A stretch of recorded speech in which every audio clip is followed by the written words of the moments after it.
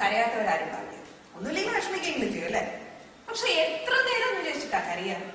എത്ര നേരം വിചാരിച്ചിട്ടാ ഒരേ പ്രശ്നത്തിനെ മനസ്സിൽ വിചാരിച്ച് വിഷമിച്ചുകൊണ്ടിരിക്കുക? ജീവിതത്തിൽ എല്ലാവരും ചെയ്യുന്നത് അങ്ങനെ.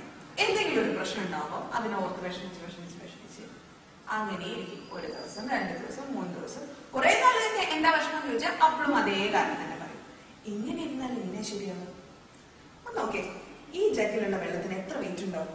ഒരുപാട് വെയിറ്റ് ഉണ്ടാവും ഇല്ല അല്ലെ? വളരെ കുറച്ച് വെയിറ്റ് ഉണ്ടാവും. ഇത് പിടിക്കുന്നതുകൊണ്ട് എനിക്ക് യാതൊരു ബുദ്ധിമുട്ടുമില്ല, എന്റെ കൈ കഴിക്കുന്നുമില്ല.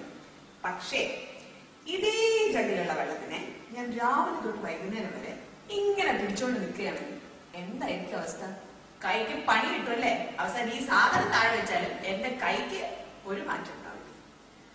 ഇതുപോലെ തന്നെയാണ് ജീവിതത്തിൽ പ്രശ്നങ്ങൾ ഉണ്ടാവുമ്പോ അതിന് ഇങ്ങനെ തന്നെ കൈയിൽ പിടിച്ചോണ്ടിരുന്നാൽ ആ പ്രശ്നത്തിന് എന്തെങ്കിലും കുറവുണ്ടാവും? ഈ വെള്ളം ഇങ്ങനെ കൈ പിടിച്ചോണ്ടിരുന്നാൽ ഇതിലെ വെള്ളം നീരാവിയായിട്ട് പോവോ? ഈ ജഗ്ഗിന് എന്തെങ്കിലും പറ്റും? ഈ വെള്ളത്തിന് എന്തെങ്കിലും പറ്റും? പക്ഷെ ആർക്കെന്ത് പറ്റും? നമ്മുടെ കൈക്ക് സാരമായ പറ്റും.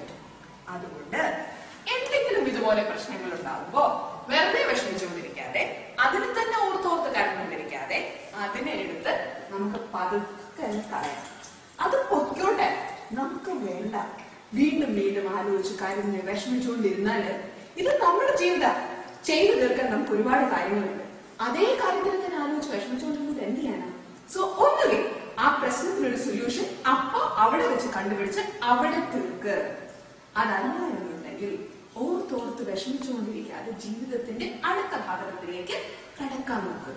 നമുക്കിത് Let's move forward. Always remember, we are born to win.